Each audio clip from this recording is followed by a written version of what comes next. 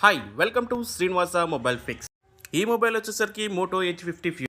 ఈ mobile on అవ్వట్లేదని customer Nizamabad నుంచి మన షాప్కి తీసుకొచ్చారు. వాళ్ళ దగ్గరలో నియర్ బై షాప్లో చూపిస్తే ఇది మా దగ్గర అవదని చెప్పడంతో మన ప్రీవియస్ వీడియోస్ చూసి ఈ కస్టమర్ మన షాప్కి రావడం అనేది జరిగింది. ఇప్పుడు ఈ మొబైల్ని మనం ఓపెన్ చేసి చెక్ చేయగా ఈ మొబైల్ ప్రాబ్లం వచ్చేసరికి CPU ప్రాబ్లం అని తెలిసింది.